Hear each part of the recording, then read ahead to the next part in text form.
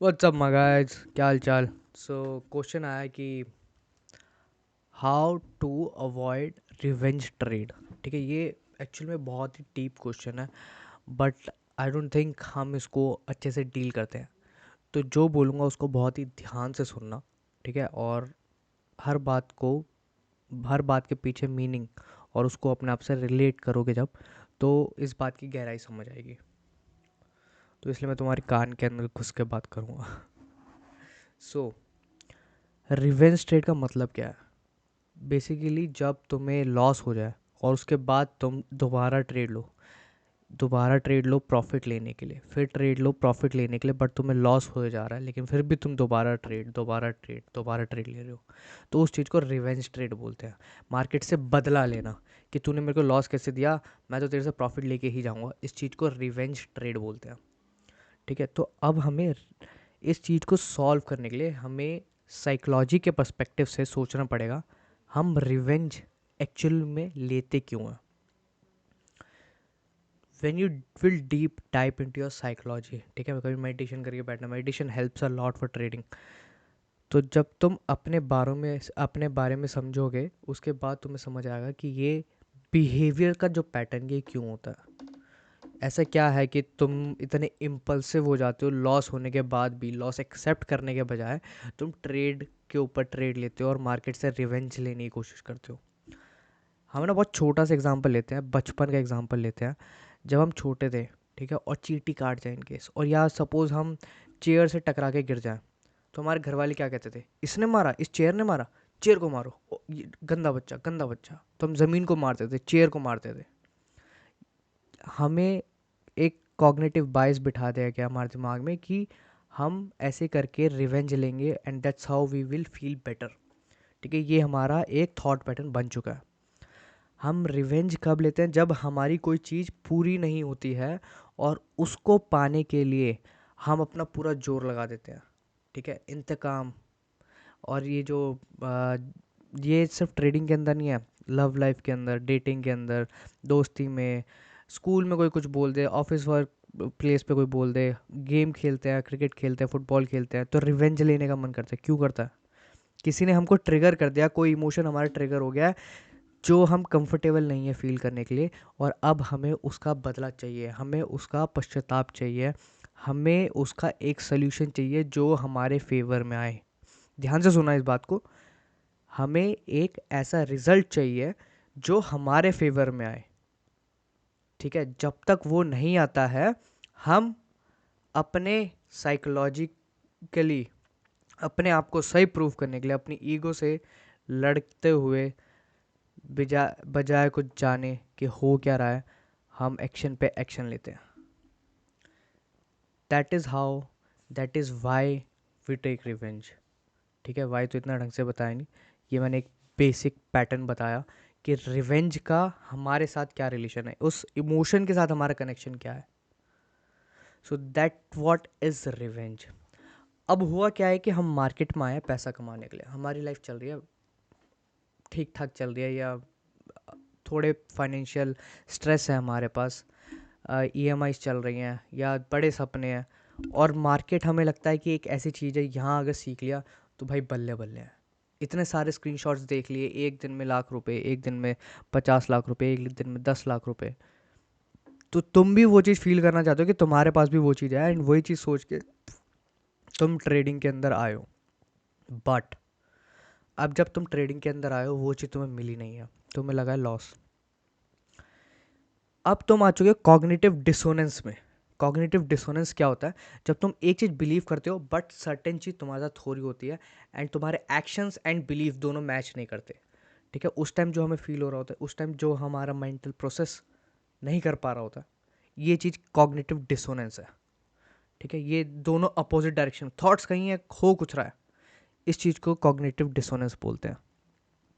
तो जब हम रिवेंज ट्रेड करने जा रहे होते हैं, एक्चुअली में हम कॉग्निटिव डिसोनेंस में आ चुके होते हैं। हमारा जो बिलीफ था कि यार मेरे को तो आज प्रॉफिट होना था, बट मेरे को लॉस आ चुका है, इस वजह से हमने हम एक कॉग्निटिव डिसोनेंस में आ गए हैं।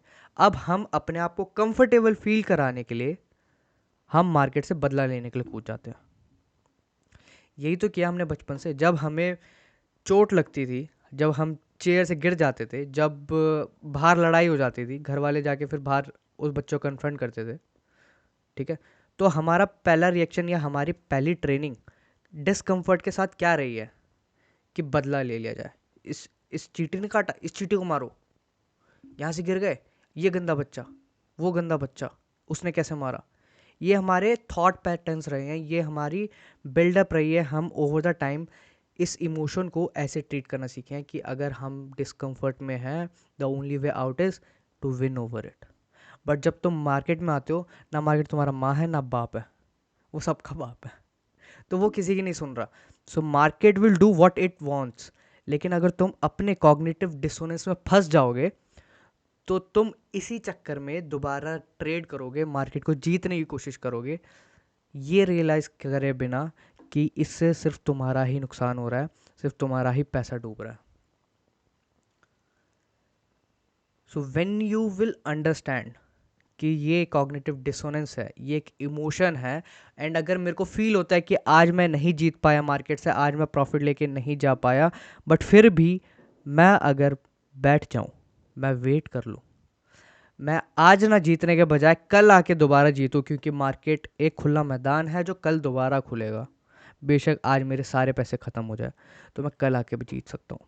देखो, इमोशंस को चेंज नहीं किया जा सकता है, ठीक है, एक फॉर्म से दूसरे फॉर्म में ला सकते हो, बट ख़त्म नहीं किया जा सकता, एकदम से निकाल के नहीं फेंका जा सकता है। ट्रांसफॉर्म किया जा सकता है दूसरे चीज़ में, दूसरे फीलिंग में, दूसरे इमोशन में। तो उन इमोशंस को जो ट्रेडिंग के अंदर आते हैं उनको संभालना सीखो, तो तुम्हें समझ आ जाएगा कि setup, trend lines, OI data सब बकवास है।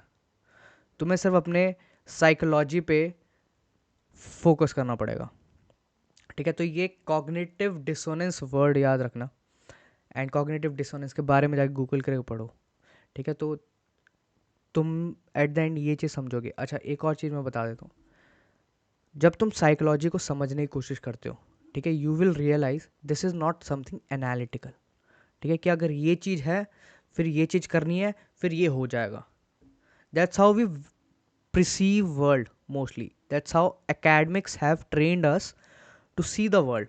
बट जब तुम साइकोलॉजी में समझोगे चीज़ें, that point you will realise कि ये चीज़ है, ये चीज़ है, इन दोनों की अपनी कैरेक्टरिस्टिक्स है। गुस्सा ऐसा फील कराता है, खुशी ऐसा फील कराता है, बट मैं इन दोनों को एक्सचेंज कर सकता हूँ, बट इनका एक कोई सम्मेशन नहीं है, ठीक है, एनालिटिकल नहीं होगा। यहाँ पे ऑब्जर्व करना पड़ेगा। तो अब तुम्हें अपने थॉट्स को ऑब्जर्व करने पड़ेंगे जब तुम ओवर ट्रेड करते हो। तुम्हें अपने आप से पूछना पड़ेगा क्यों तुम ओवर ट्रेड करना चाहते हो। तो only thing you have to make yourself understand, तुम्हें बस अपने आप को ये समझाना है, ठीक है। जब भी तुम्हारा ओवर ट्रेड करने का मन करे, तुम ये समझो, खुद से पूछो कि क्यों ट्रेड करना चाहते हो। अगर तुम्हारा आंसर आता है कि मेरा आज लॉस हुआ है और मैं लॉस में डे क्लोज नहीं करना चाहता हूँ, तो समझ जाना ये तुम्हारा ईगो बात कर रहा है। ये तुम्हारा ईगो बात कर रहा है कि मैं तो प्रॉफिट लेने आया था, इसलिए मैं लॉस में बंद नहीं करना चाहता हूँ। तो उस टाइम खुद को समझाओ कि loss is just a part of this game. The longer you will play, more probability will be on your side. अगर 10 में से सिर्फ 6 बार जीतने के चांसेस हैं और तुम एक बार हार चुके हो, सिर्फ और सिर्फ 3 बार रह गए हैं जिसमें तुम हारोगे, लेकिन अगले 6 बार ही तुम्हारी होंगे। So that's it for now. और कोई ट्रेडिंग साइकोलॉजी से रिलेटेड क्वेश्चन है, कमेंट करके बताओ, वीडियो को लाइक करो। अब इंस्टाग्राम हमारा वापस आ चुका है, तो वहाँ पे आके पर्सनली बात कर सकते हो, टीएम करो, ट्विटर पे आओ, सारे हैंडल सारे डिस्क्रिप्शन में। एंड लाइव मार्केट के अंदर मैं साइकोलॉजिकली हेल्प करता हूँ अपने कम्युनिटी की, उसका टेलीग्राम का ग्रुप डिस्क्रिप्शन में, come there join us. Till then next time, trade like casino guys.